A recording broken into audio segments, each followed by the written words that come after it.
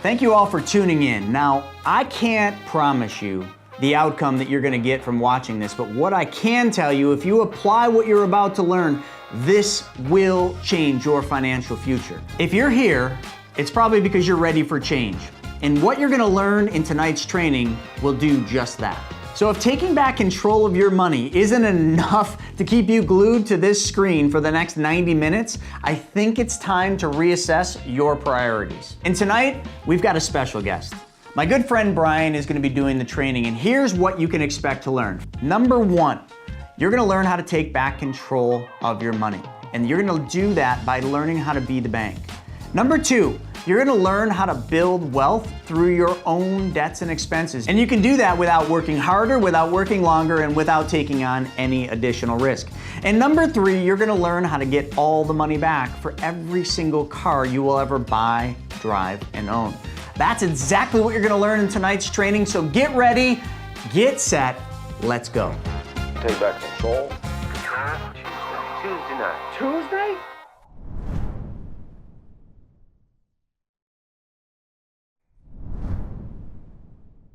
All right, welcome everybody to Take Back Control Tuesday. I'm Brian Faust, going to be your host for this presentation. I have a quick question for everybody. So when it comes to money, right? Well, that's what we're talking about here, like wealth. But really, I want to ask you something. What in life do you feel that we should control? There's three things that I believe that we should control. So what do you feel are one of those three things, or what are those three things that we should want to control in our lives? Go ahead and use that chat box, as I said, and kind of put some thought in that. What are those three things? Now, if you've seen me do this presentation before, no cheating, but I want to see if anybody who's new to the group here, new to this presentation, what are your thoughts? Emotional energy. I like that one. That's a good one. Emotional energy. Okay, that's a good one. So obviously one of the first ones people say is money. So taxes and burden. Yeah, so and it says taxes. Yeah, but how do you control taxes? Control money, right? You got to control money, right? Spending, as an example. How do you control spending? Control money, right? So all those things kind of fall under that umbrella of controlling money, okay?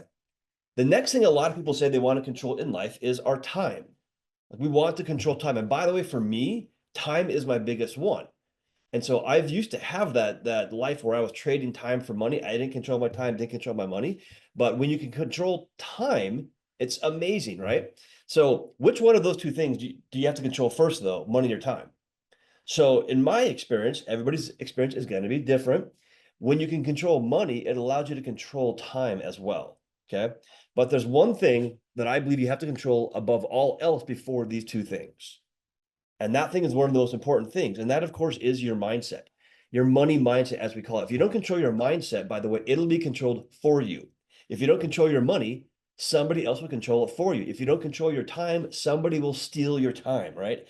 So you want to control these three things in life. And the concept that we're going to be talking about here today is about these kinds of things, controlling these kinds of things.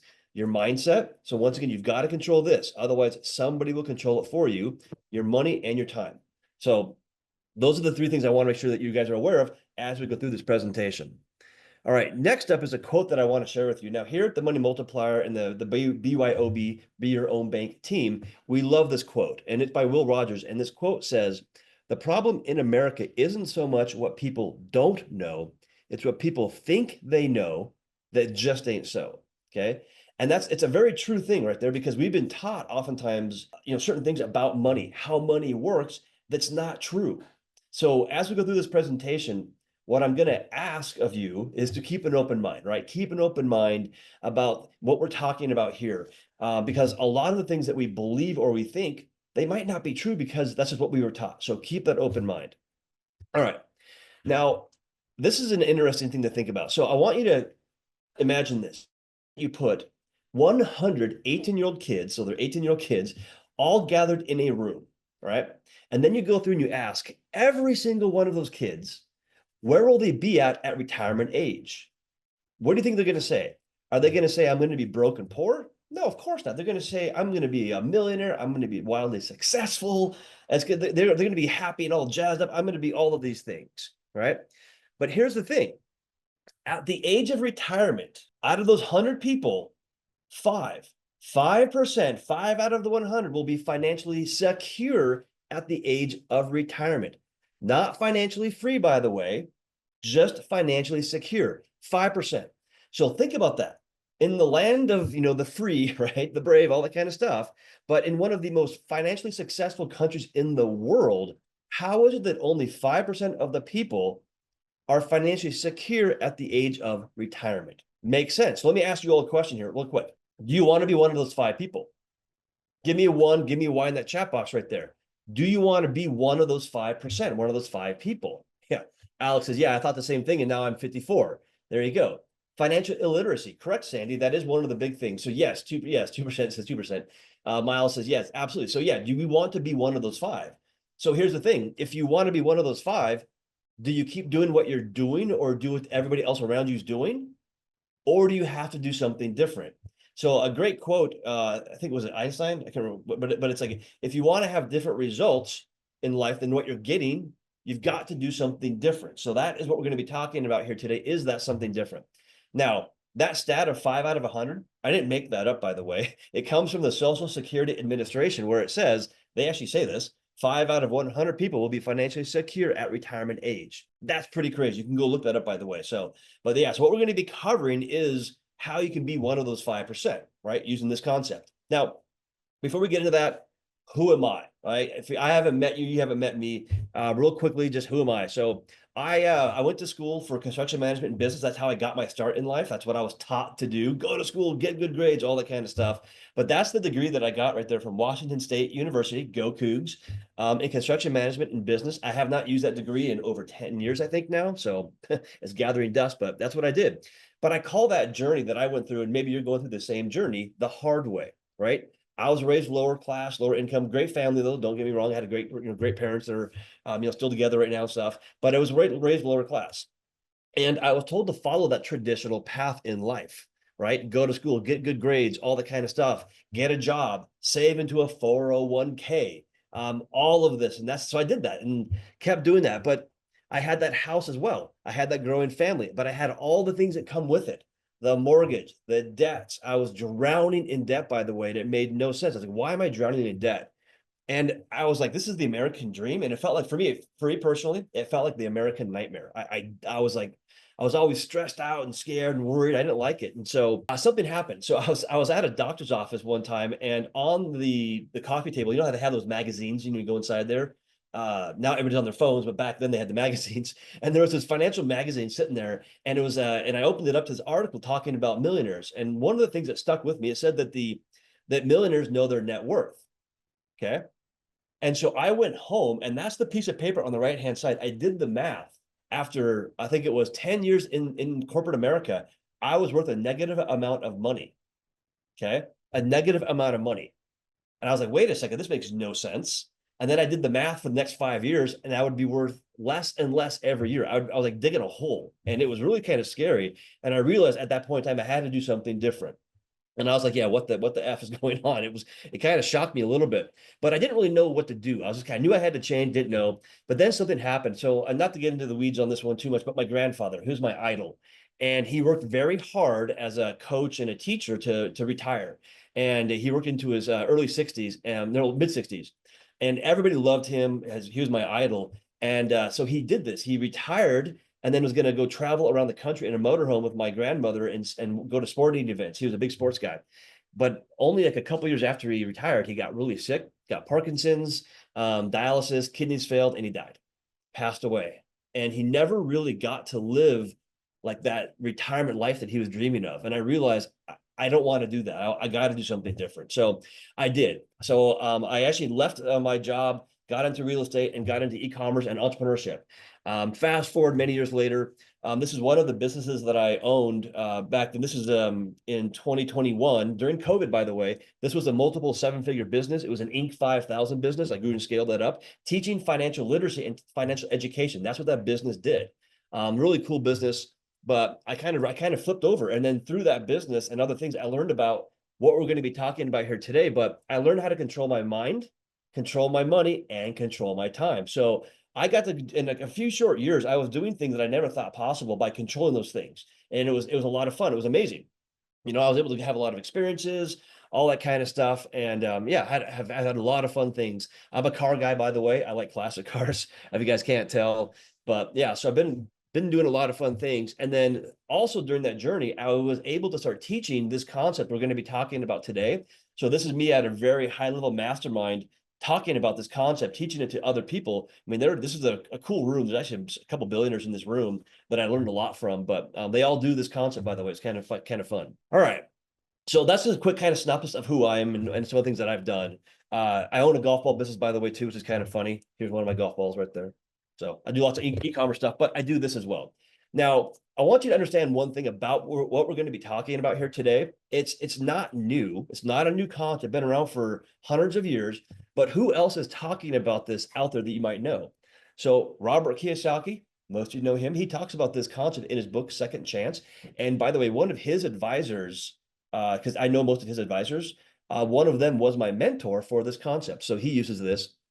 Tony Robbins, we all heard of that guy, most of us have. He talks about it in his book, Money Master the Game. Great book, by the way. And then, of course, there's this book called Becoming Your Own Banker, Unlock the Infinite Banking Concept, or IBC, by R. Nelson Nash. That is a highly recommended book for this concept. We all have read it. I have a copy right here, and that's a great one. That is sort of like the cornerstone of this concept, that book right there. Also, one of my mentors and friends, Brent Kessler and Chris Naugle, they wrote the book Mapping Out the Millionaire Mystery that talks about this concept and how to use it. And then Chris Naugle also has the Private Money Guide book as well, and how you can integrate this concept into private lending.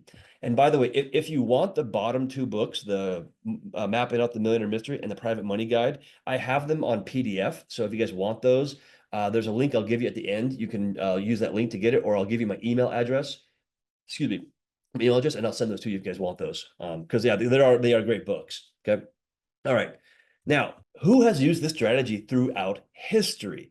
This is kind of interesting, right? So Jim Harbaugh. So Jim Harbaugh was paid, he was one of the highest paid coaches in football, right? And he was paid through cash value policies, infinite banking. He was paid through this, which is very cool. And if you understand how this works, you understand why he was paid that way. You heard of this guy, Joe Biden? He might not remember who he is anymore, unfortunately, but he has 4 of these policies. He disclosed that at one point before he became president, or maybe he was vice president.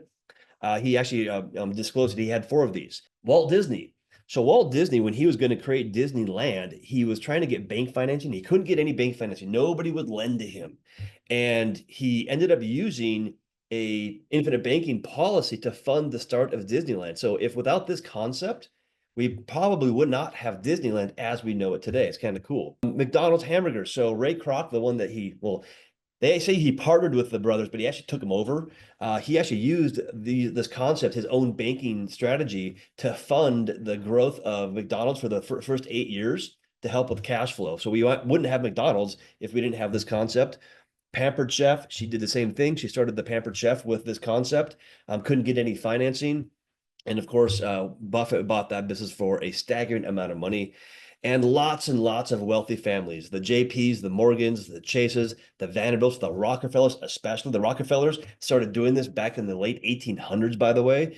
And now so there's, obviously tens of thousands of people need to do this every day. So now, before we get into kind of how it works out, I want you to understand really quickly is what this will do for you. Okay. What will the infinite banking, so IBC or infinite banking concept, IBC, what will it do for you? So one of the first things it does is it creates guaranteed generational wealth day one, not year 30, not year 40. Day one, it has guaranteed tax-free, by the way, generational wealth. So think about that.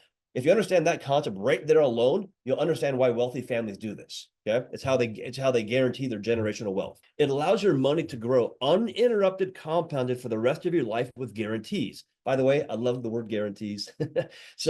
But one of the best things about this concept is the uninterrupted compounding. So when you understand what that means, try to find another vehicle out there that does that. I don't know of one yet, by the way. This is the only vehicle I've ever seen that allows you to grow your money uninterrupted, compounded. Okay. It allows you to take control of your money away from the big banks and Wall Street and puts that control into your hands. Remember at the very beginning, I asked about control. This does exactly that, because it's not just about controlling your money. It's about taking control away from the institutions that are destroying our money, destroying the wealth by the way they function. So big banks, corporate America, etc. So this puts that control into your hands. And also, in most states, by the way, protects your money from lawsuits, from bankruptcy, divorce, and creditors. So if you understand that right there, right, that's another reason why a lot of people do this, because it protects a lot of their wealth. And then it allows you to be the bank for things you may normally use a bank for. So think of things such as real estate investing, college, cars, homes, investments, even retirement, by the way, while having all of the benefits listed above. So the thing about infinite banking is not just one or two of these things, it's all of them at the exact same time. So here's my thing for you guys. Give me a 1 in the chat box if you want to have all of these things in your life. Do you think it would be beneficial for you to have these things in your life? Brandy says yes. Denise says yes. Yeah. So Kelly says yes. So yeah, so having all these things at the same time is amazing. Okay. Yeah. There you go. All these things at the same time. Because when you look at other strategies, by the way, what you often see is that you can only do 1 or 2 things. But the thing that this one does is all of them at the same time. So very different. Yeah. So Miles, yeah, decentralized. Yeah, it's a great way to look at it. A decentralized system, because you're removing it from the centralized system of the banking system. And if you want to fix that system, one of the best things to do is to put the control of the money into the hands of the people, not the banks, the ones that created the issues we're in. So anyways, I can rant and rave about this all day long, but I want to keep this moving for you guys. All right, so I'm not going to say take out a pen and paper, just use the chat box, use the Q&A box, we'll be good there. Now, one thing I want to make sure we talk about really quickly is the mindset side of things. Yeah, Denise, great question. We'll talk about that. Yes, there is, but you can't roll. She's asking about an IRA into infinite banking. You can't roll it over. You can't roll it over. You can take it out and pay the taxes and penalties and then do it that way, but it's not a recommendation. It just depends on your situation. It might make sense. It might not make sense, but we can always go through that here in a little bit as well. So let's kind of talk about the mindset for a second. This is really kind of sets the foundation for the rest of the presentation. So who learns quickly? Kids. Kids learn quickly, right? So you've all probably learned how to ride a bike. Well, when you ride a bike, it's kind of hard to forget about it, right? So you learn how to ride a bike, you hop on, maybe it's been 5 years or 10 years down the road, you hop on a bike, it works the same. You turn the handlebars to the left, the bike goes to the left. You pedal the wheels or pedals, or push the pedals, it goes forward, right? Pretty simple. But here's what I want you to think about. What if that wasn't the case? So this is called the backwards bicycle. It's a great video. If you can go Google it after the presentation, not now, but go Google backwards bicycle. It's hilarious. So they change the gearing on the handlebars so that when you turn the handlebars to the left, the wheel goes to the right. And if you turn the handlebars to the right, wheel goes to the left. And when the guy gets on the bike, he tries to ride it, he immediately falls over because guess what? He's trying to ride the bike like it's a traditional bike. So like, think about money. That's what we're taught. We're taught to think about money a traditional way, like a traditional bicycle. But in reality, what if money is different? So this gentleman, he gets on the bike and eventually, 6 weeks down the road, every day practicing, he finally can ride the backwards bicycle. So infinite banking is like the same thing. You've got to sort of change the way you think about riding that traditional bicycle, because infinite banking is a different way of thinking about money. Now, here's the crazy thing though. Once you unlock that mindset and you really realize what's going on with money, it's hard to go back to the old way of thinking about money. Same with the guy on the bicycle. He learns how to ride the backwards bicycle, and then he gets on a regular one. He can't ride a regular bicycle anymore because he's retrained the way he thinks about riding a bicycle. He cannot go back to the old way of the bicycle without retraining himself again. So, as I said, keep an open mind as we go through this, the backwards bicycle analogy. All right.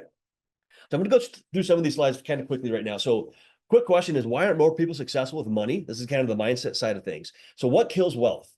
Taxes. Like, I don't mind paying taxes, but I'm a lot happier paying a lot less. And this has amazing tax benefits. Okay. Inflation.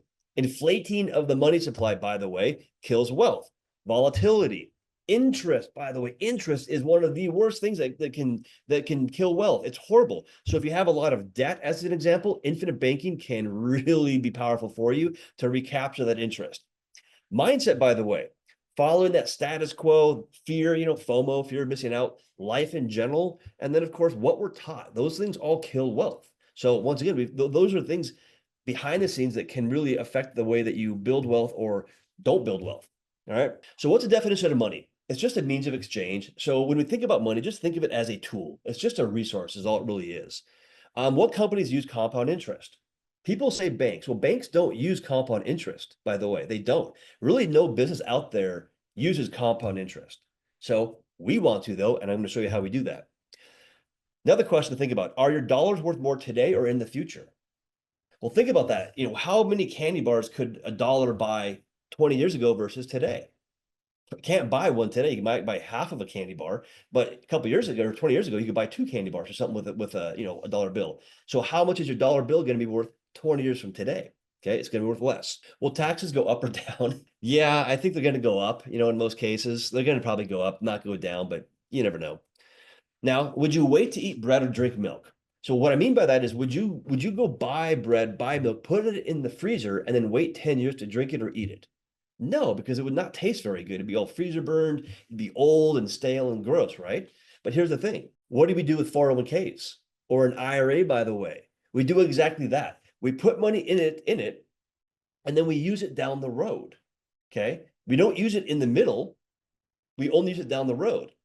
So as an example, so you would not go and buy a car with cash and then not drive that car. I'm thinking like a Honda Accord, right? It's to get you to the grocery store, get your kids to school. You're not going to buy a Honda Accord, put it in the garage, and then wait 10 years to drive it. But that's exactly what we do with our money. We put it into a 401k, put it into an IRA, and then we wait to use it until 20, 30, 40, 50 years down the road. So we do things with money that we would not do with things that money buys. Very strange thing. Last thing I'll mention is when it comes to taxes. So let's say you're a farmer and you're going to go buy seeds. You're going to plant those and harvest a crop down the road. What would you rather pay taxes on? The seed or the harvest? So use that chat box, by the way. So think about that. If you're going to pay taxes on something, would it be the seeds or the harvest? What do you guys think? You guys still awake? There we go. Denise Brand is a seed. So Miles says the harvest. Okay. Seed. Okay.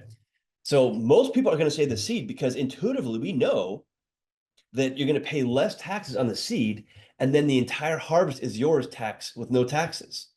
If you wait and pay taxes on the harvest, you're going to pay a lot more taxes, a huge amount. And guess what the IRS wants you to do? They want you to pay taxes on the harvest. Okay. So that's what a 401k is. Most people say the seed, right? But if you're doing a 401k or an IRA, you're doing the opposite of that. You're actually paying the taxes on the harvest. Yeah, Sandy, you got a Roth versus a traditional IRA. Of course, you got a Roth IRA that is pre-tax, post-tax dollars going in. Yeah, so there are some vehicles like that. But once again, even a Roth is still under the control of the IRS. Yeah, there's still restrictions, of course.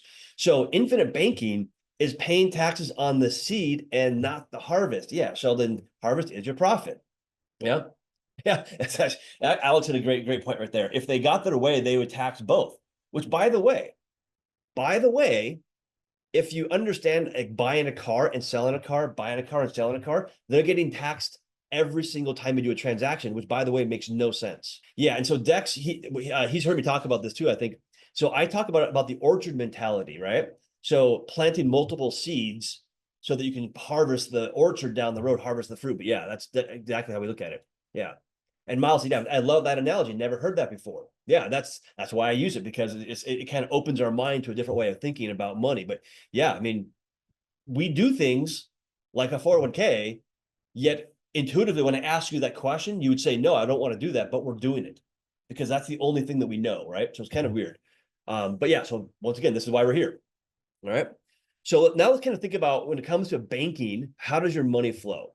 So I want to use an example of buying a car because most of us have bought a car, whether it's cash or financing. We bought a car. We understand the transaction. So let's say we're going to go buy a car for $25,000. Okay. Doesn't matter if it's a Honda, a Fiat, or a Mustang. It doesn't really matter. It's a $25,000 car. Now, let's say that there's a bank over here that you have $25,000 of cash in the bank, and they're paying you or they're giving you 4% on your money. So you go to the bank and you say, hey, Mr. Banker Bob, I want to take my $25,000 out of the bank and go buy the car for cash. Okay. What's Mr. Bob says? Well, Bob says, well, wait a second, before you do that, because we're paying you 4%. You don't want to lose that. So how about I do this? How about I give you a loan of $25,000 with your cash as the collateral, and I'll give you that loan for 6% simple interest for 60 months. Okay. So here's how this works. So 25,000 in the bank, earning 4%. Banker gives you a loan of $25,000 for at 6%.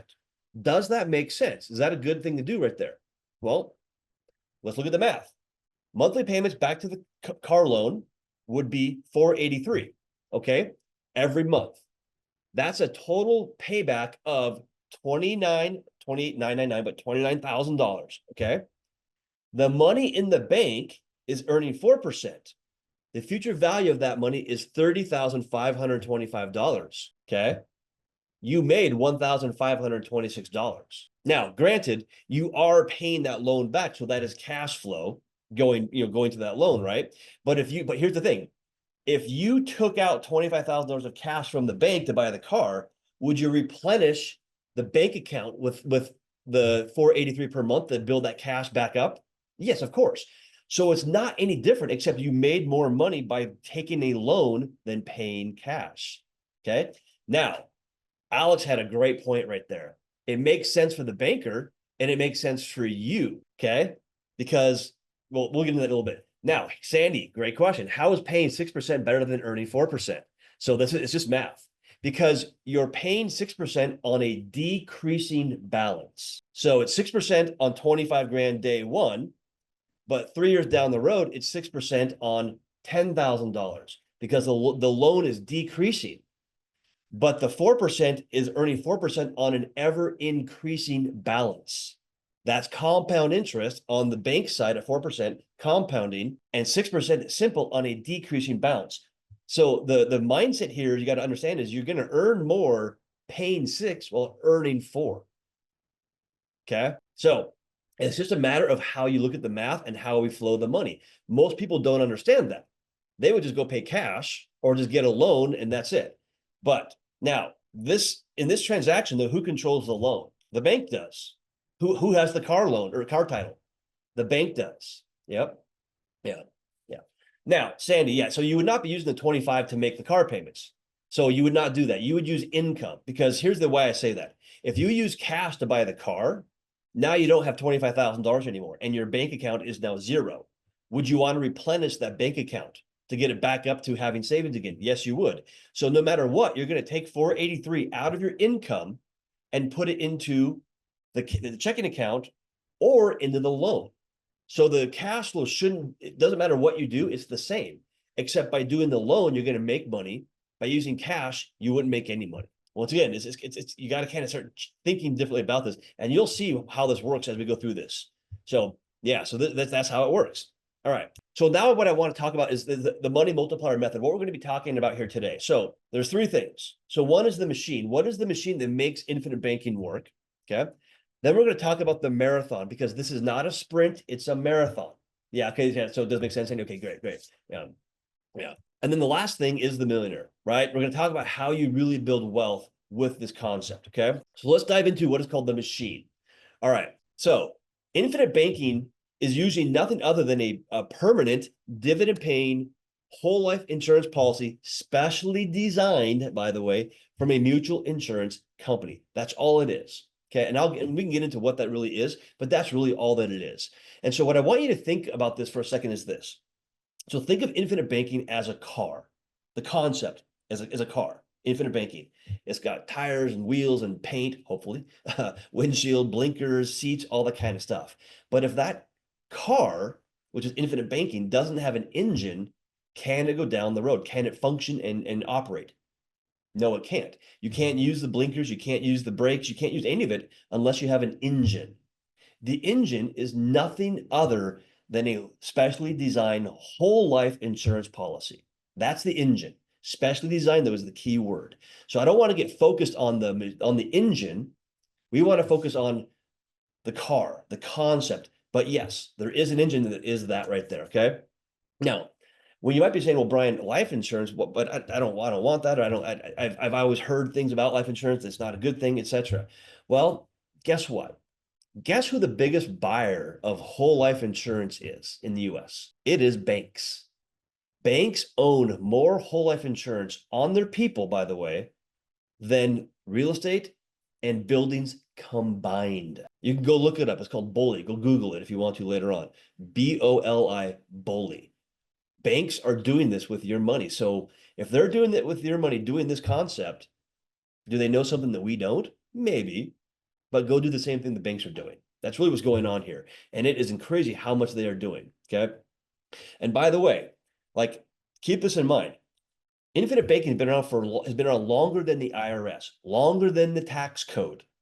It predates the IRS, which is kind of amazing to me, by the way. So once again, what we talk about is yes, the engine is insurance, but it's where you put your money first is what really matters. So what do I mean by that? So let's kind of talk about how your money flows. So we already went through the example of here of how you can make money earning 4% while paying 6%. We already went through that. So intuitively we know that, okay, that's different, right? That's different. So let's kind of talk about how your money flows, okay? But how do banks use your money? So I want to show this really quickly, how banks use your money. Now this, when you understand this, it's like, oh my gosh, it doesn't make you want to use banks anymore. But let's just use an example. Let's say that you put $100,000 at a bank at 4%, okay? What does a bank do? They don't just sit there on your money. They don't just look at it and then pay you 4% because that would be not profitable for the banks. Because why do banks exist, by the way? It's a great question. Banks exist to make money, not to loan money, not to invest money. They exist to make profit. That's it. And they do it by borrowing and lending of money. So they don't just sit on your money. What they do is they loan it right back out again. So maybe on a home loan, a mortgage, something like that. Okay. But does the seller keep the money in cash? Of course not. They put it right back into a bank again. Bank does not sit on that money. They loan it back out again, maybe on car loans, car dealership, right back into a bank again. What's the bank do again? They loan it right back out again, maybe on a home remodel loan, contractors, subcontractors, employees, put it right back into the bank again. What's the bank do? Right back out again. Maybe debt consolidation loans. What's the credit card company do? Right back into the bank. So bottom line is this. If a bank pays you 4%, they're making 500% more off of your money than they're paying you, because they're making maybe 20% off the money that you leave in there, but they're only paying you 4%. That's how banks do this. Money in motion makes money. Does that make sense? So they keep that money working for them. Not for you, by the way, but they keep it in motion. And if you don't believe me, by the way, go to this website called BauerFinancial.com. Banks make between 400 and 1,300% on the money that you leave there. It's pretty crazy. There's not a bank, and you can look in history too. It's kind of cool. Go back and look in history, but there's not a bank that made less than 4% annually on your money. So that's why when you go and walk down the streets in any big city, banks have some of the nicest buildings on every corner, right? There you go. Okay. All right. So now that we understand that, yeah, and Sandy, great. Yeah, they do fractional reserve banking, which, by the way, is the second leading, or I might think it might be the main one, but one of the leading causes of inflation or inflating the money supply. So fractional reserve banking, everybody, is that the banks can take in $100 and lend out $900 approximately. They can essentially create money through loans out of thin air. It is one of the most destructive things to money that exists, in my opinion. And guess what? How do you stop the banks from doing that? Infinite banking, by the way. It's a way to stop the banks from doing fractional reserve banking. It's kind of cool. All right. So now that we understand that, let's kind of look at how we spend money. What's the pattern of money flow for the average person? So let's just look at it this way. Let's say that you have $1 comes into your hands every month or every year, whatever it is, but that money comes in. So out of every dollar that comes into your control, 20 cents of it goes out to automobiles, payments, gas, tires, etc.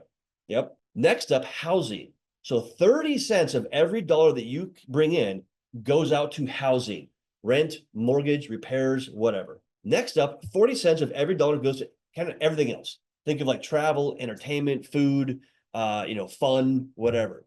Okay. So now that you understand that, that's 90 cents right there, by the way, 90 cents. So 90 cents goes to somebody else, automobiles, housing, entertainment, food, etc. 90 cents, once again, of every dollar you make goes to somebody else. All right. It's out of your control forever. 10% goes to savings. Now, is it 10% for most people? I mean, before COVID, it was less than that, by the way. During COVID, it kind of went up because nobody was spending money. And I think it's gone back down again, but typically it's around 5 to 6% in most cases, but we'll use 10% as an example. Yeah. And Alex just said, I found out my bank is also involved in the foreign markets. Oh yeah, 100% they are. And crypto. Yep. They invest your money. They take your money and invest in other things. Now, I don't think banks are very good with money. I honestly don't. The most financially stable institutions that I believe that exist are mutual insurance companies. They've never lost money. They've never not been profitable. The ones that we use for infant banking, they've been profitable, some for 180 years. But every company has always been profitable during the Great Depression, World War I, World War II, COVID, doesn't matter. They've always been profitable. Yep. Okay. So now what I want to do is I want to reverse this. Okay. So remember we said 10% going to savings. So what I want to do is look at now what the money is going to. So remember I said automobiles. So 20 cents of every dollar goes to automobiles, but get this. Okay. 5% of that 20 is interest. Okay. So interest. So let's take that interest and put it back into our savings. Let's say we recapture that interest. Okay. Now it's back in savings. Now look at housing. Now, housing can be very destructive when it comes to it because of the 30 cents that goes to housing, if you have like a mortgage or something like that, 25 cents of the 30 goes to interest in most people's situations. So what if we recaptured that 25 cents, put it back into savings? Okay, look at our savings. We haven't changed anything. We're still doing the same stuff. It's just a different way of looking at money. Everything else, 40 cents. Let's say that 5 cents of that goes to interest. Let's recapture that 5 cents right back into savings. Okay. So all we've done is change where our money goes first and recapture control of it so that we don't lose that money to other people. So once again, the mindset here is how do I recapture control of my money by being the bank, by maintaining control of my money, by not letting it go out to somebody else and never seeing that money again. This is how infinite banking can work for you. Okay. So once again, just kind of an example right there of how our money flows. And if you change it where it's going first, you can change how much you have. All right. Now, I love cars. So I want to show an example of how you can get money back for the cars that you'll drive and buy and own. Okay. So this is a quick example, just kind of 30,000 foot level. So let's kind of go through this really quick. All right. So what you're seeing on the right-hand side is what is called a preliminary illustration or tabular detail of an infinite banking structured whole life policy. Okay. So a couple things in this I want you to be aware of. So when you think of insurance, we think of, oh, I've got a payment. No, we don't want to look at it as payment because guess what? A payment is something you pay and you don't get back. With infinite banking, when you deposit, it's called premiums, premium deposits into the bank, you actually get control of some of that money. It come back to you. Yeah, Alex, a $500,000 Eleanor. Yeah, probably, right? Yeah, I've had Mustangs before. I've restored Mustangs, so that's why I have that picture there. So premium deposits. Okay, so we want to make sure we understand they're depositing into your bank so that you can control some of that money for yourself. All right. Next up is age. People think, oh, Brian, this is life insurance. I can't do this because I'm, 65 years old or 55 years old. Not true. I did a policy for somebody who was 74 years old here last week. You can also do policies on other people. So you can make it work. Age really is not the limiting factor per se for most people. Okay. When we think of life insurance, we think of death benefit. We do not focus on the death benefit. It is a benefit, but not the one we focus on. We want to focus on the living benefits because inside of these policies, you have what is called cash value accumulation. So as you fund the policies, you have what's called cash value that you can take out of the policy, like a bank loan to yourself though, and you control it. So we want to make sure that we understand this is our banking policy. So living benefits, not death benefits. Okay. We want to make sure we focus on that. All right. So let's look at an example here. So we're going to look at an example of somebody funding their banking policy with $10,000 per year. Whether that goes in monthly, goes in annually, it really doesn't matter, right? You can go either way. Yeah, Alex. Yeah, I have a '67 Mercury Cougar. That one of the pictures there. That's my last car I restored. So I got that in my garage here. But yeah, so we're going to fund our banking policy with $10,000 deposits per month. Okay. Now there's going to be cash value that's going to accumulate as we do that, and that's going to grow with dividends, uninterrupted and compounding, no matter what we do. But we're going to come to our bank, our own policy, and we're going to say, hey, I'm going to take a loan out in year 3 of $25,000. Okay. So $25,000 comes out of my policy into my hands. That's cash. Now, by the way, I'm using a car as an example because we're familiar with cars. But what if you took that $25,000 out and put it into a cash flowing asset? Okay. Just planting that seed for you guys. But we're going to do that car. Now, because we are a responsible banker, we're going to pay our bank back. So a car loan, right? So let's assume we're going to pay it back at, let's say $500 per month, $6,000 per year. Okay. Makes sense? Anthony, hey, Anthony, how you doing, man? Saving student loan debt. Yeah. I said, yeah, I know. I think we've talked about that before, but yeah. Yeah. Sheldon. So could I take the money out the same day? So when you fund it, like 10,000, it grows. You can take it out typically within 30 days. So once it shows up in the account and gets funded, then yeah. And when you take it out, you take it out, you get it within like 24, 48 hours. You get it really fast. So it's pretty quick. Okay. So now that we understood what we've done here, what's the math look like? Okay. We put in $70,000, but we also put in $6,000 back into the policy loan. Okay. So we paid ourselves back essentially, the policy back. Okay. So we put in $100,000. That makes sense. So I don't say out of pocket, but we've put in 100, but we also had $25,000 of cash. Okay. We had cash, 25. So in reality, we only put in $75,000. Even though we bought a car with the cash, we've put in $75,000. Okay. So if you understand that, we put in 100, took out 25, so $100,000, or sorry, $75,000. But inside the policy, we have $67,000 of cash value. Okay. So we've recaptured 91 cents of that money so far. Okay. So we've recaptured it. Now, let's look at the next set of years. This is where infinite banking really takes off and does. And by the way, this is a very conservative example here, very conservative. But let's look at the next set of years 8 through 12. Now, here's the cool thing. We say we're not going to fund our banking policy anymore. We're not going to put in any more money into it. Okay. But here's the thing. It still grows. The cash value still goes up every year because of compounding, because of dividends, because we are our own bank. We're still growing the policy without even putting any more money into it. Pretty amazing. But in year 8, we go buy another car. Okay. We go buy another car. Same thing. We pay it back $500 per month, $6,000 per year. So at the end of 12 years, what has happened? We put in another $30,000 loan payback. We took out $25,000. So we only put in $5,000 in years 8 through 12. But the amount that we have inside the policy grew by $23,592. Okay. Something else I want you to note. How much cash value is in the policy at the end of year 12? $91,000. How much have you put into the policy? If you do the math on it, I'll show it to you right here. It's $5,000 plus 75. You've put in $80,000 into this policy. You have $91,000 to take out and do whatever you want with. And you own 2 cars outright. So if you do the math on this, you put in 80, you have 91,000, and you own 2 cars outright, 100%. So does that make sense? So Sheldon, no, you've got to fund the policy first. So yes, you can't put in $500 and then borrow $100,000 because the insurance companies would be out of business within a matter of months, because that wouldn't make any sense. So the one thing about infinite banking, you got to understand, to be your own bank, you've got to fund the banking policy first. Okay. Just kind of keep that in mind. So that's what we're doing here. We're funding the policy. And now our net worth went up by $11,000 and we bought 2 cars for $50,000.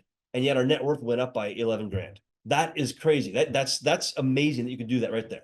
Okay. So that's why I love infinite banking, because you can do these kinds of things.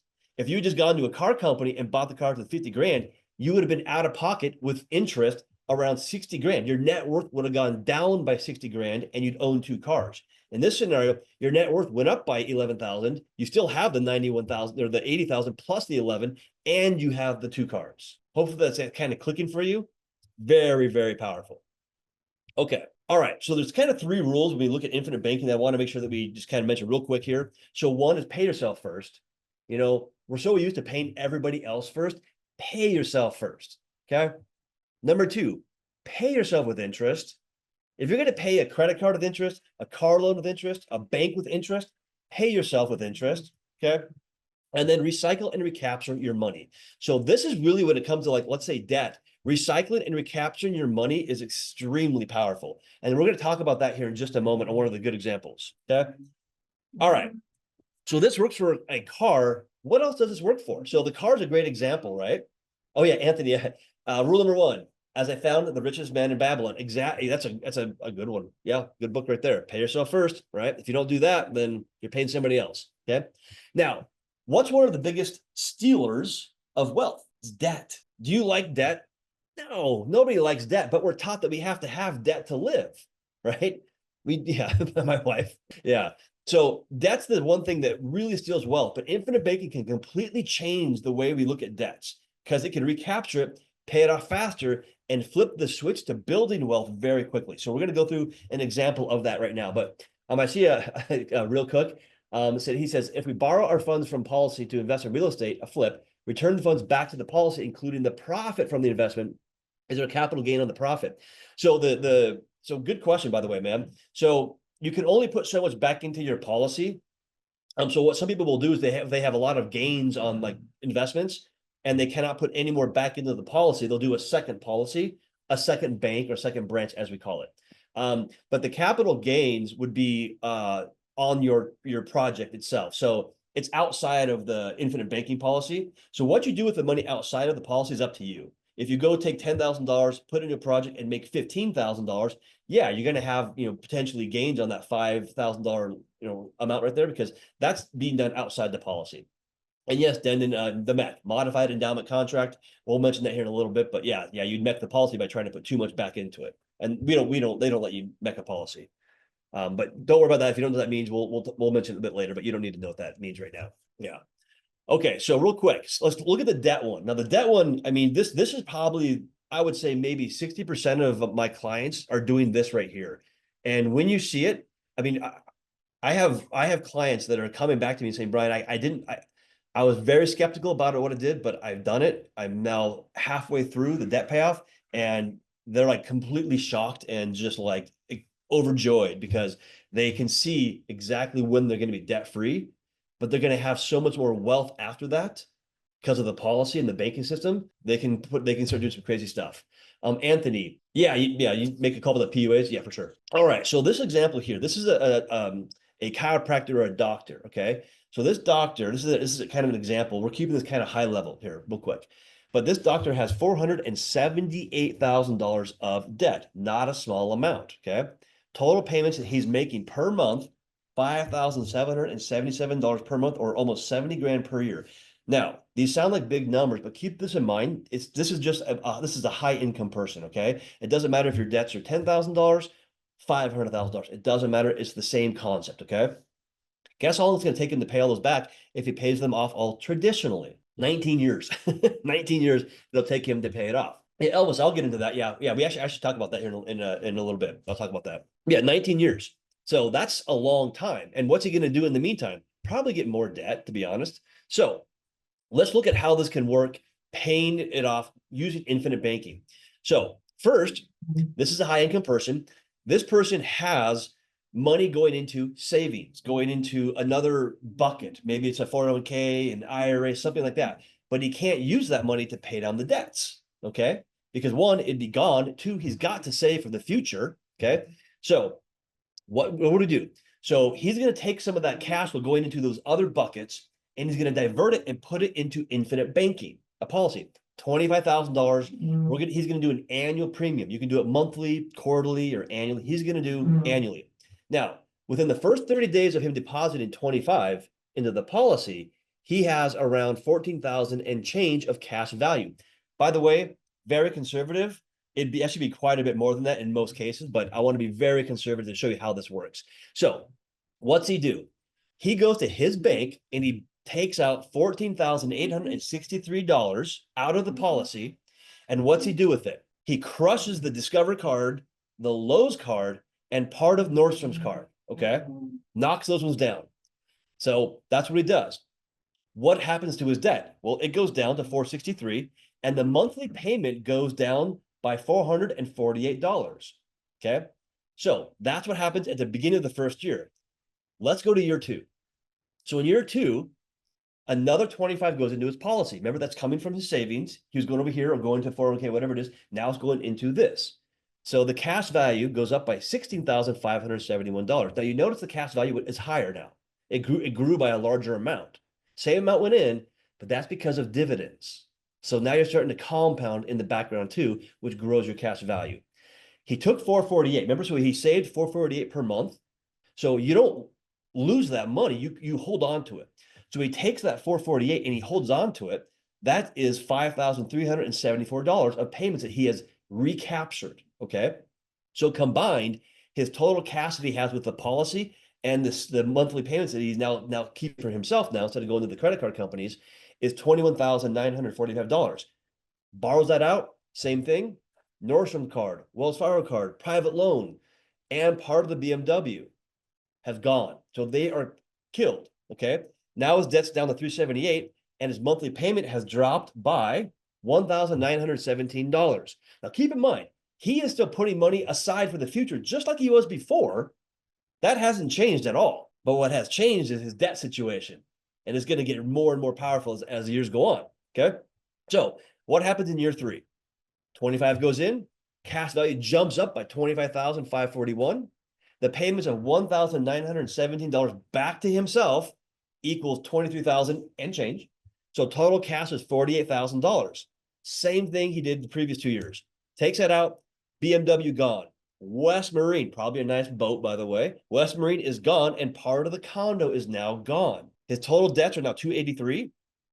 And the monthly payment has dropped by $3,677. Looking pretty good so far. This is only year 3, by the way, okay? Beginning of year 3. Okay, now I'm going to pause for a second. How much have we put in? $75,000. How much have we taken out? About $55,000.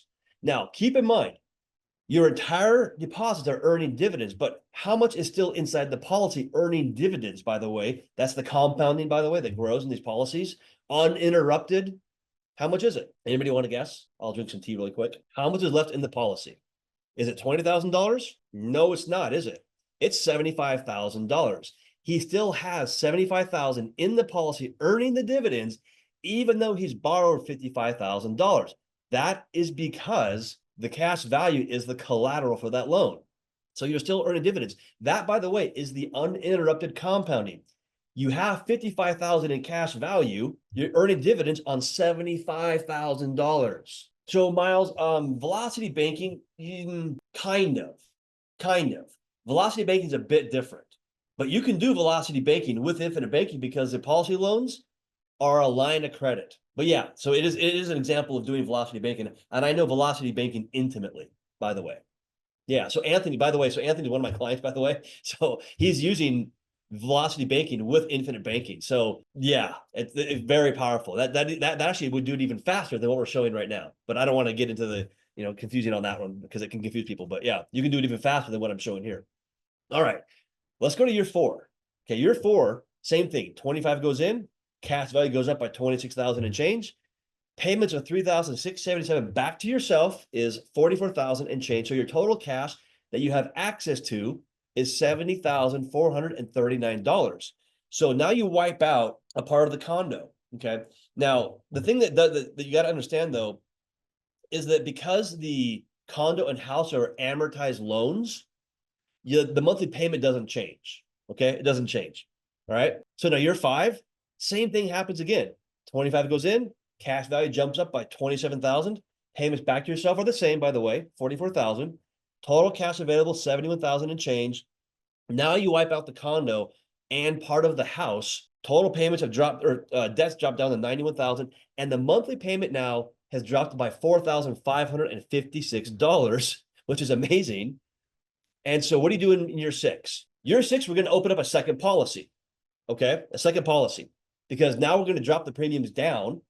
You put in 10,000 in the first one, You do a second policy because now you have more cash flow because you got a raise or whatever, or you want to save more, but you want to save it into your policy. You do 25 in that next policy.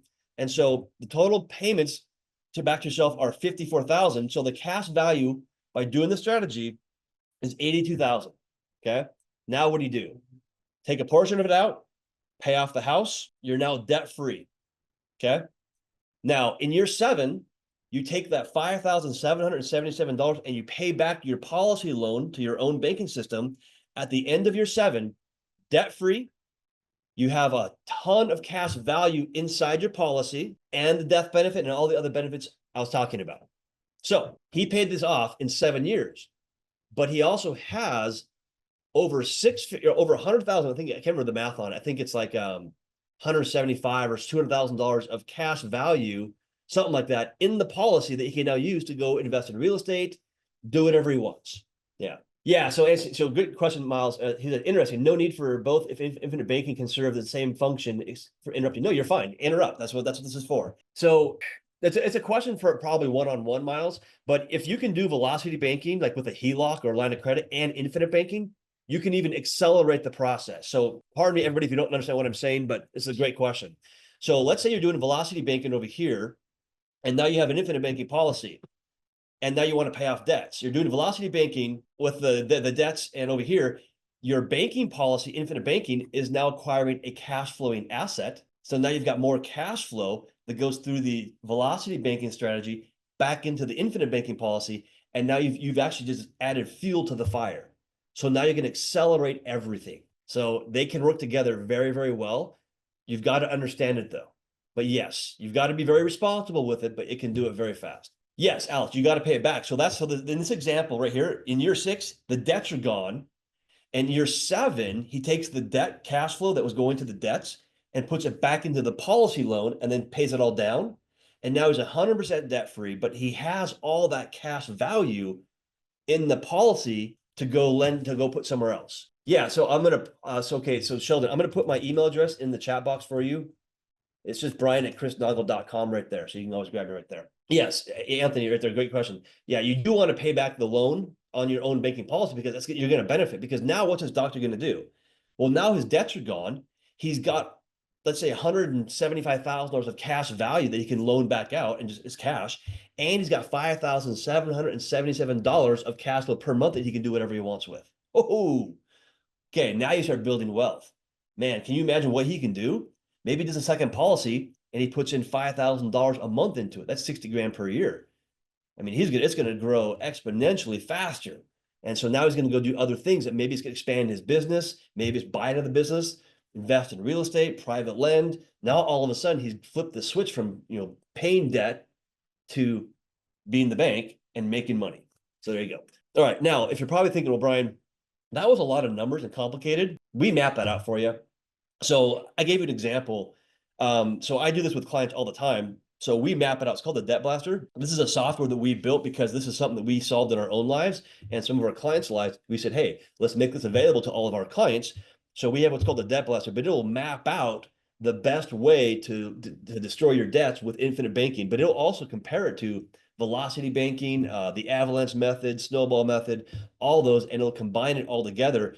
And not to get into the weeds on this one, but infinite banking always beats everything. I've never seen it not work, not beat the other strategy. So it's very powerful. So like in this example, this person is going to pay their debts off in 53 months versus 336 months or 56 months. But at the end of it, they're going to have, 35,000 of cash value, no debts, and a guaranteed tax-free death benefit of $653,000. And they're going to save, how much is it? I can't remember how much they save. They save $50,000 in interest. So we map it out for you. So we have a full team that does this for our clients. So think of it like your own personal blueprint. It's called the implementation team. So they'll map out if you want to buy a car, you want to do debt, want to do real estate. They'll work with you on how to do that. So kind of keep that in mind. So we work with you on this. There's no fees or no cost or anything like that on it. But we do that because if you don't know how to use your bank, you can't use it correctly, right? You can't use it correctly. So we want to make sure that you understand how to use it. Yeah, and that I need to get an update for you, by the way. So we do that for you. So this is part of the process. All right, now, next thing, the last thing I want to talk about really quick is the millionaire method, okay? What's that mean? Well, now that you've bought the car, paid off the debts, let's build some wealth, because the question is, what if I have no debts? What if I don't need a new car? Can I still benefit from privatized banking, become my own banker? Absolutely, because at that point is when the fun begins, and you flip that switch from, oh my gosh, I'm so tired of paying interest and all this debt and like car loans and this loan and credit cards, blah, blah, blah, blah. Now it's like, oh my gosh, those are gone, or I can see the light at the end of the tunnel. But now I realize, man, I can flip the switch to building more cash flow, planting seeds that are going to bear me fruit down the road, so that, guess what? I can have multiple streams of income when I'm, close to retirement age. And all of a sudden it's like, man, I feel like the weight has been lifted. It's like, oh my gosh, because a lot of people are stressed out about, how can I stop working so much? Infinite banking can help. Now, does it take time? Yes. But once again, it's a process. Okay. Or it's a concept, right? It's a process outside of the policy. So how can you use this? All right. So active real estate investors, wholesalers, flippers, buy and holds, commercial properties. So a lot of people do like apartment buildings or mobile homes. You can private lend the money. So think of private real estate lending. You can do that. I'm going to show an example, by the way. So you're going to see some real examples in a moment. Business owners, they fund their business. Business line of credit, stocks and option traders also use this. Startup, we have a lot of startup companies. And then equipment flipping. So equipment flipping, yes, you can buy equipment, flip it, and there you go. So Jane, yeah, and Anthony kind of mentioned it right there, but typically 10 times your age is what we recommend. If you're 40 years old, 400, 50 years old, 500, because the reason why I say that, $25 to $50 per month, it's not going to change your financial situation. It's just not.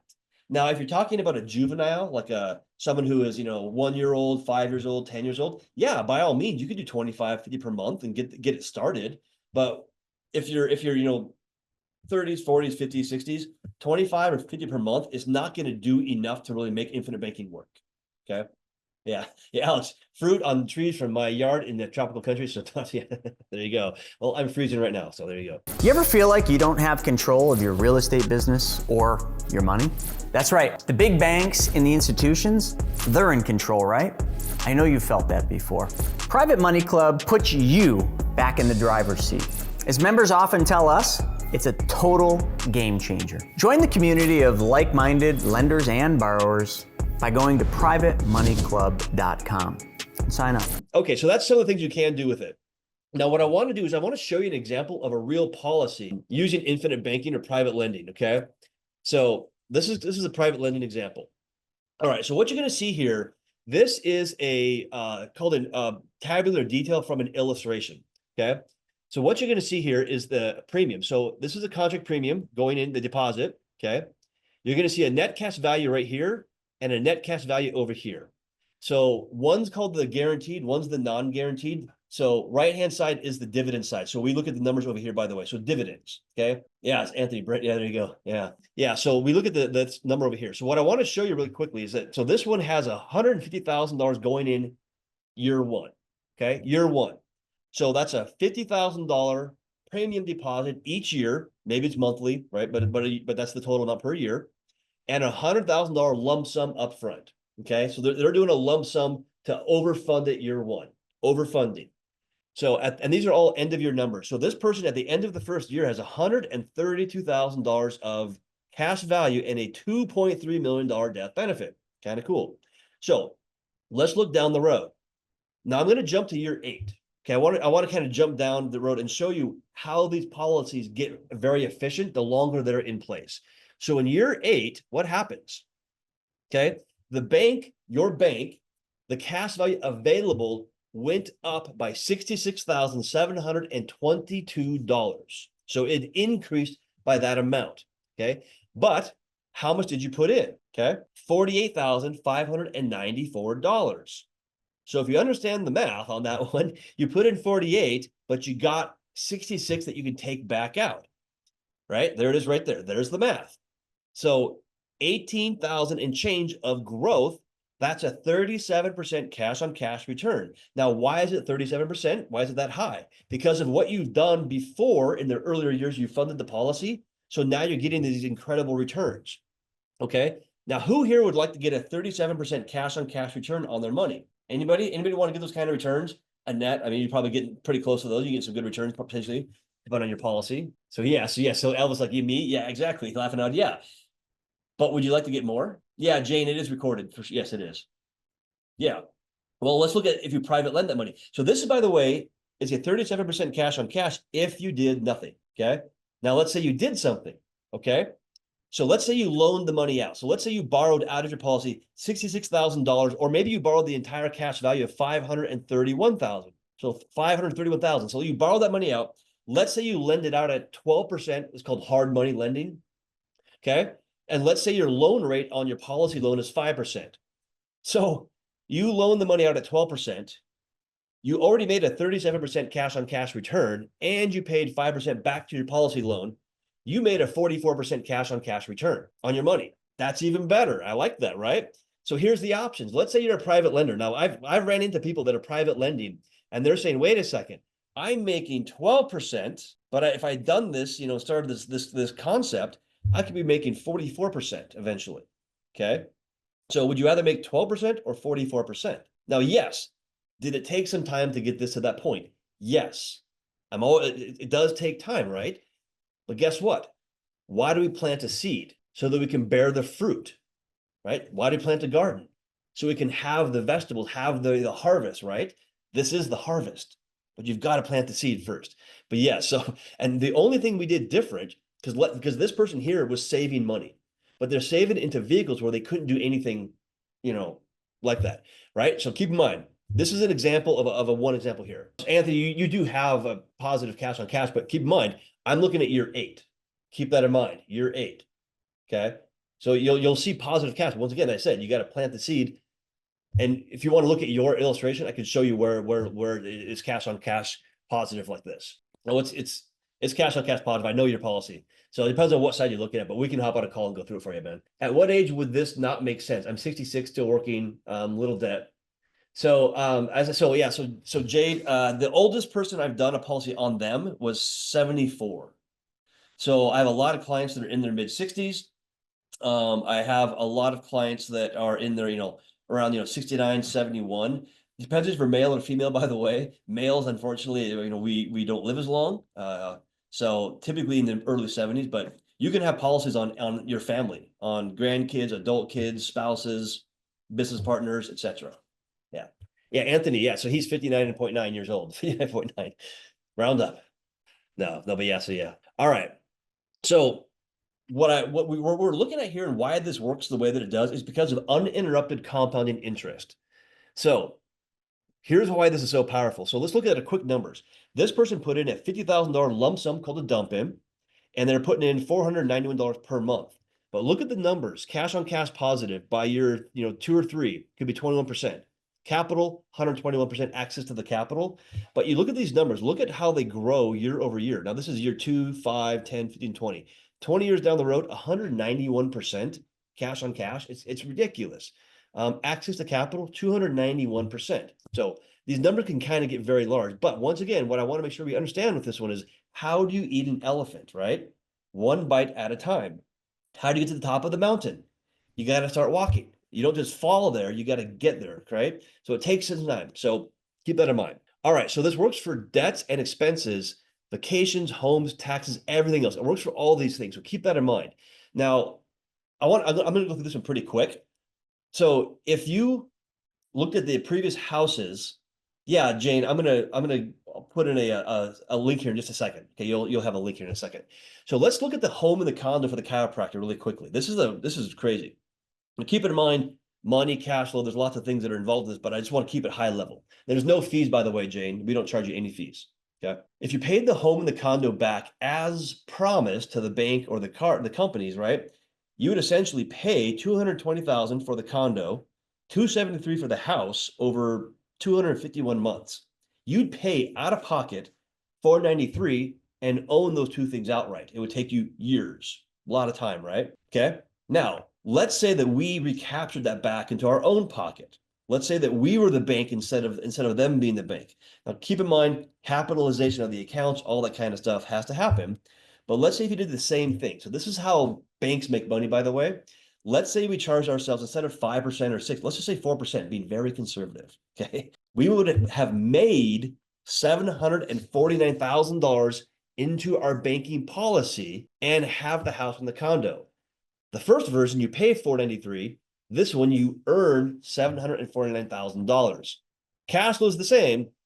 You got to capitalize the account first. But when you start to understand how you can flip these things around, it can make a lot of sense. Now, I'm not saying this is something that everybody can do or should do, but just kind of give you an idea of how the numbers can really switch over. Now, if you don't know what I just said, we map it out, by the way. So we can map these kind of things out for you. This is what's called a gain projector for real estate investors. So there you go right there. That's something that we do for them. All right. So now that you know how this concept works, and by the way, I've got some more slides with some more examples, and then some more some Q&A, by the way. But I think everybody should do this. It's a phenomenal concept. But the next step, by the way, if you guys want to learn more about this, want to hop on a call with me personally, that's my personal link down there, brian.beyourownbanker.com/TBCT. I'm going to put that in the chat box, by the way, so you guys can reach out to me. And then I'm going to put in my email address as well, so you guys can always email me if you guys want to as well. So I put that in the chat box. You guys grab that link right there. And that's, by the way, directly with me. So it's not with somebody else, it's directly with me. And if you don't want to talk to me, you can talk to somebody else. But there you go. There's my email address as well. So if you want to email me, I can send you the link for those PDF books, all that kind of stuff as well. But all right, so yeah, so that's the link right there. Now, I love this picture right here. So make that money work for you. I got to be honest. I mean, working for money is fine. And I still do that, by the way, but having your money work for you when you're sleeping, when you're awake, if you want to go do it by yourself, want to loan it to yourself and go invest it, that's when you really change things. So be your own bank is a way to do that. So make your money work for you. Money in motion makes money. Okay, some things that I want to make sure that we do cover when we talk about infinite banking. These are pretty powerful things. So one, we didn't talk about the death benefit. I'm gonna point out how powerful that thing is. The loans, we're gonna talk through the loans because guess what? They don't have to be repaid. Now, should you pay them back? Yes, but you control it. Okay. The internal values inside the policy as it grows uninterrupted, compounded for the rest of your life is tax-free. I love tax-free, by the way. Policies are exempt from judgments and liens in most states. You're a protected asset. Tax-free income in retirement. Love all those things. Okay. Now, one thing I want to mention to you here about control. So think about this for a second. When you go get a car loan for a car from a bank, who owns the loan? Anybody want to guess on that one? I'm sure you guys know who owns the loan on that one, right? It's the bank. The bank owns the loan, not you. Who has the title to the car? The bank does. So is it your car? I mean, essentially it's what we think it is, but is it really your car? You don't have the title and the bank owns a loan on you. You have what is called a liability, okay? And what does the bank have? Yeah, the repo man. Yeah. The bank has an asset. That loan is an asset to the bank and a liability to you. Assets and liabilities, okay? So how does it change if you are borrowing from your policy to go buy the car? Okay. Well, guess what? Who owns the policy? Who owns the bank? You do. Okay. Your cash is growing no matter what you do. Borrow, don't borrow, doesn't matter. Does not change the dividend rate you get. Does not change the growth. Now you borrow from it and now you have that liability, but who owns the liability? You do. You control the liability and the asset. Okay, which is pretty powerful, by the way. And you have the title to the car because you paid cash for the car because the policy loans are cash. So just kind of a quick little thing right there. I kind of explain that on a lot of my calls with people because they don't understand how loans work and who has the asset, who has the liability. Yeah, exactly, Dex, right there. Okay, so what I want you to understand when it comes to the death benefit. So in this example, this is a 42-year-old female right there. Okay. She's putting in $20,000 for 5 years. Okay. 1, 2, 3, 4, 5. And then what you'll notice is that she's dropping the premiums down after year 5. So it goes down to $3,257. By the way, the premiums on infinite banking policies don't go up over time. They go down, to be honest. Okay. Now you look at right over here. See the cumulative premium column? That's how much she has put into this policy year over year. So in year 1, 20,000 went in, the death benefit is $325,000. Divide 325 by 20. I mean, granted, you don't want to have to use that because that would mean you passed away, but that's guaranteed tax-free right there. That's generational wealth. Look at year 5, 100 grand has gone in. The death benefit is 483. But what I want you to notice is the death benefit is always increasing, always going up. Very powerful, always going up, right? Look at year 7, 106 has gone in. The death benefit is now $500,000.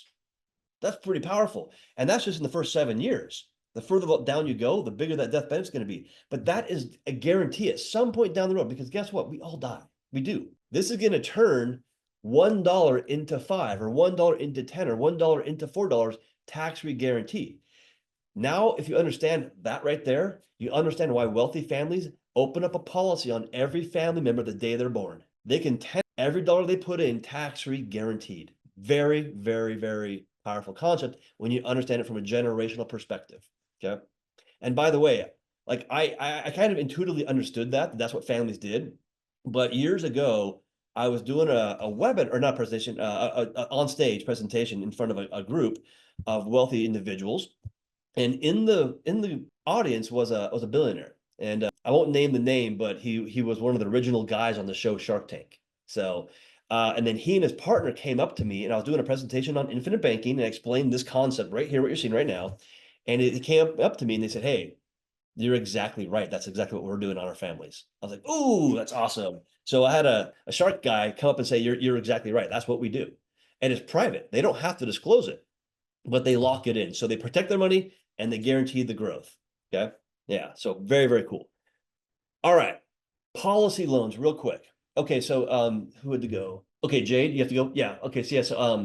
So the recording, it should be sent to you, but it'll also be in the YouTube channel. So Chris Naugle's YouTube channel, it'll be in there here. Typically within about 5 days, it'll be there. But send me an email and I'll also try to get you the link over directly. So brian@chrisnaugle.com. I'll put in there one more time. And then like my personal call link as well, I'll put in there. So there you go. All right. Policy loans. Okay.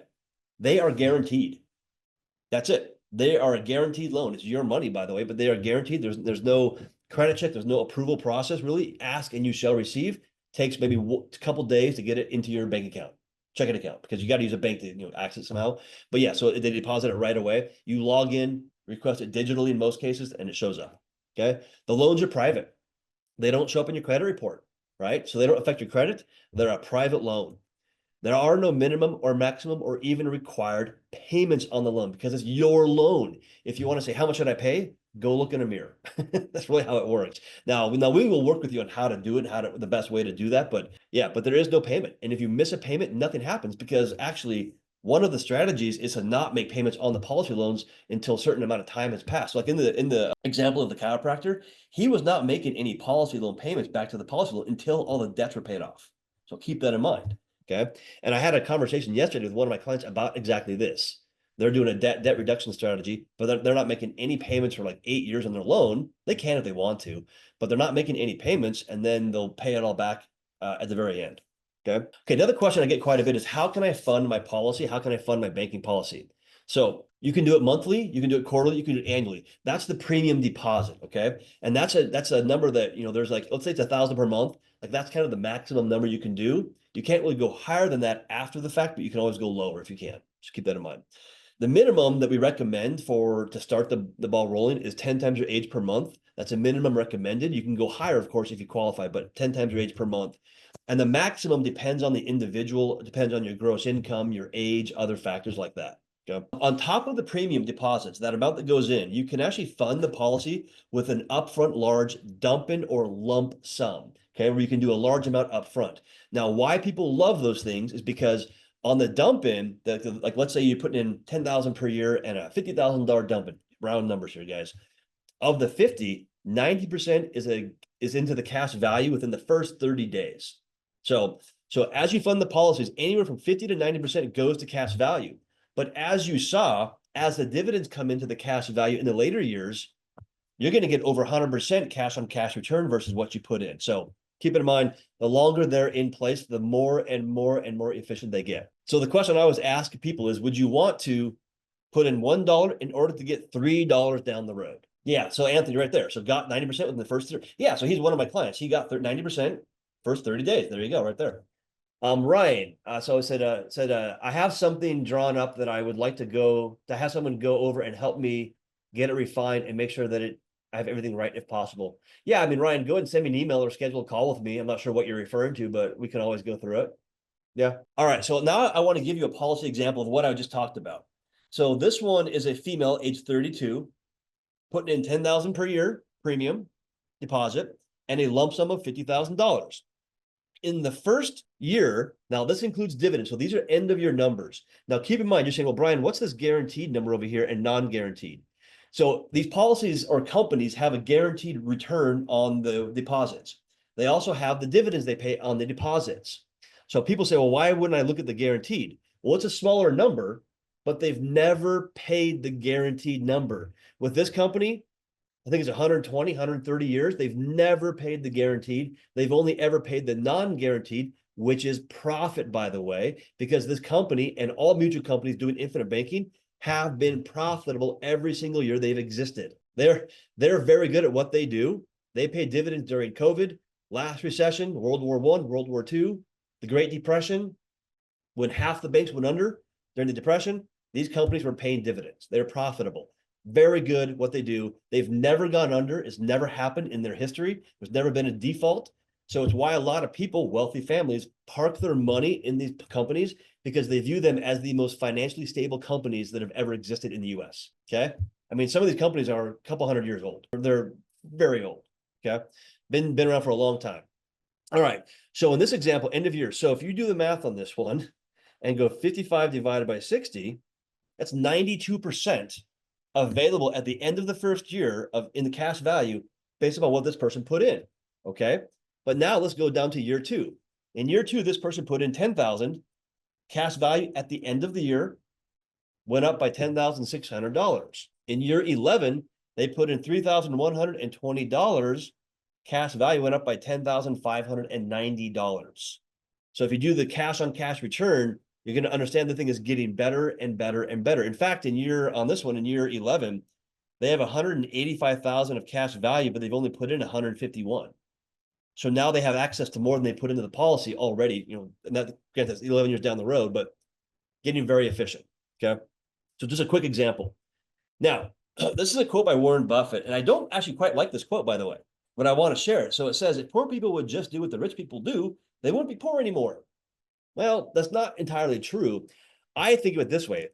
If poor people would just have the knowledge of what the wealthy are doing, they can change their situation. That's the way I look at it. Like, I don't like that quote because guess what? Not everybody is going to do what the wealthy do. They don't want to, or they can't, or whatever, but I look at it a bit differently. Okay. All right. So another question I get is why would I, or why should I work with you, Brian, or, who are you? Okay. So just really quickly, I've been teaching infinite banking now for about 9 years. I need to update that slide, but I've been doing it for about 9 years, for quite some time. And it's not just me. So we have an entire team that works with you to set up infinite banking. So we have a team of I think it's over 40 people right now that does infinite banking for you. Okay. Additionally, our team is one of the largest, if not the largest producer of infinite banking policies and for our clients in the US for some of the big insurance companies. So they like us. So they give us a lot of resources for our clients. We have a lot of referrals and a lot of repeat clients. That's why, because we just focus on infinite banking. I currently have probably 100 clients in underwriting right now, going through the process. So a lot of people I work with. We also provide ongoing support and ongoing services like this presentation, by the way. You can hop on this presentation every Tuesday, and it might be me, it might be one of my other colleagues, same kind of presentation, but maybe a bit different information or different way of speaking about it, but ongoing presentations, ongoing support, and education. There's no cost to you. So we don't charge you anything. So someone asked up here, about commission. So I'll go back and see if I can find that one again. If you're still on, I want to go ahead and put that back in the chat box. I'll answer it. Let's see here. Where was it at? A lot of comments here. Oh, how much a commission do we have to pay? Okay, so that was by Elvis, by you. You don't pay anything commission. The insurance company pays it. So, actually, the next slide, I think it talks about it. So a question I get is IUL or VUL infinite banking? Answer is absolutely not no. No. IULs and VULs do not work for infinite banking. Do they have their purpose? Yes, but for infinite banking, they do not function very well. In fact, I had a client yesterday. He goes, "Hey man, my buddy set me up with IULs. There's no cash value in the first 3 years and there's surrender fees." I go, "That's because it's not infinite banking. Can't do it. It won't work." And so he was very glad he had that phone call with me because he realized that, oh my gosh, that is it's not what I thought it was. Yeah. And Anthony asked me about the commission. So on the cost. So there's no cost or fees to us, but what's the commission rate? I'll explain to you how it works. So IUL and term insurance, so those kinds of insurance pay very high commissions. Because like if you're paying $1,000 per month, or let's do 10,000 per year. So 10,000 per year, the commission on that for a whole life policy traditional is going to be around $6,000 to $77,000. So $6,000 to $7,000 in commission to that agent who sets it up for you. And that's paid by the insurance company. No cash value in the first year or 2 or 3. With infinite banking, by the way, we take a 70% cut in commission. So if you have a $10,000 premium deposit policy, our commission is not going to be 6 or 7. It's going to be like $700 or $600 for the first year. Then after that, it drops down to only like 5%. So it's only the first year, by the way. So the reason why is because when you get that cash value out of the premiums and out of the dump-ins, there's no commission on the cash value portion of the premiums. So we sort of give so that you get. If it was a high commission, there'd be low cash value. Low commission, high cash value. So with what I just said, if you're ever talking to a life insurance agent, keep that in mind with what I just said. High commission, low cash value, high cash value, low commission. It's why, by the way, a lot of financial advisors and agents and financial experts will not do infinite banking, or they will tell you that it's not possible because of that commission structure. They don't want to take that massive cut in commission. So just take that for what it's worth right there, right? And by the way, our team, we only do infinite banking. So we're not going to be doing things like, health insurance or car insurance or things like that.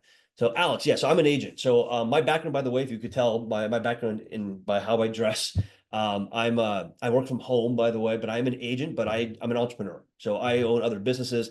I do financial mindset teaching. I mentor people, but I use infinite banking in my own life. And I am a licensed infinite banking practitioner by the Nelson Nash Institute for Infinite Banking. So I'm certified, but I'm not a fiduciary. Now we have to be fiduciary responsible for life insurance though. Keep that in mind. Yeah. But I'm licensed. Yeah. Yeah, you have to be. And by the way, to even be talking to you right now in this presentation and part of this team, I have to use infinite banking in my own life as well. So that's one of our big caveats to being a part of this team. So yeah, hope that makes sense. But yeah, so bottom line is, I mean, if somebody wants to talk about IULs, we can talk about them. But yeah, so unfortunately, I talk to a lot of clients that have IULs and are not very happy with it. Sandy, you said term insurance has high commissions. Yes. So term insurance, it's not really commission. It's high, but the cost of it's low. So to make a lot of money with term, you've got to sell a lot of term insurance policies. But term insurance is, I think, the most profitable insurance that exists. Because if you look at a term policy, Sandy, it only pays out a death benefit about 1% of the time. It's why when you get older, term insurance gets very expensive. It's unaffordable. Whereas whole life policies will pay out 100% of the time. So they're not comparable at all. But yeah, term insurance is very profitable because they very rarely pay out. So it's why some people will tell you to buy term and invest the rest because they're going to sell you term insurance. Very profitable. We don't sell term insurance. We can do it if you want to. But here's the thing.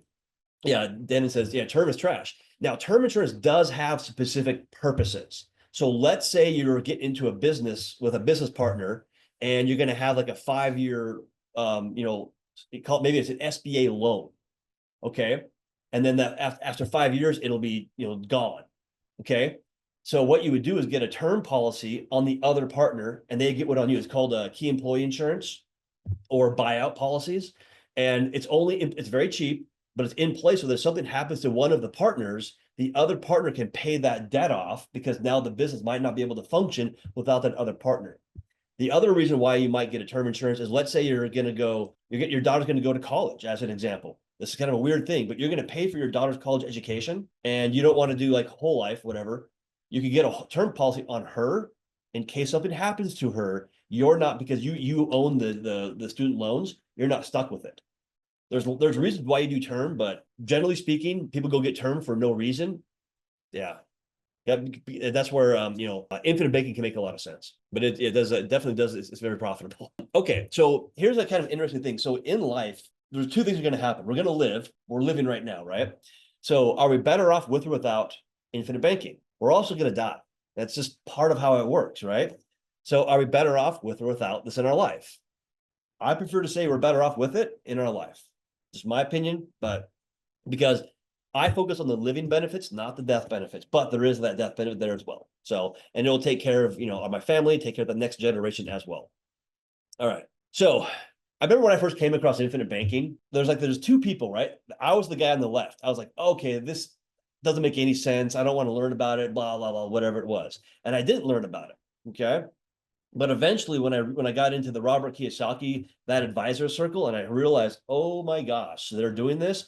I wanted to be the guy on the right-hand side. I wanted to say, hey, I want to learn more about how this can change my life. So I was group one for a long time.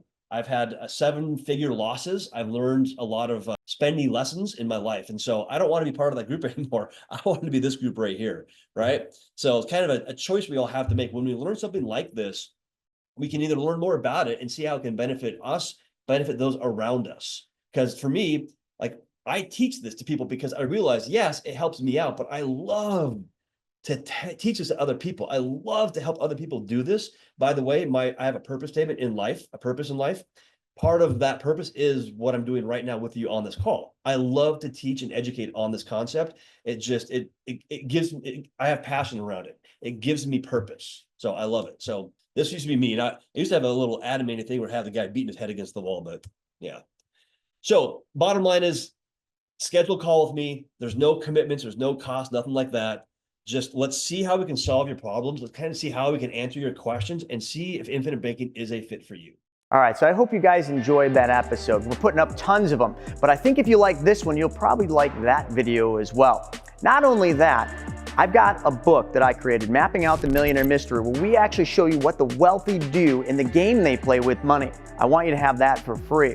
And if you want to know about all my new videos coming up, click that alert button. Actually, smash that alert button, and you'll be notified every time we put a new video. So we'll see you on the next episode.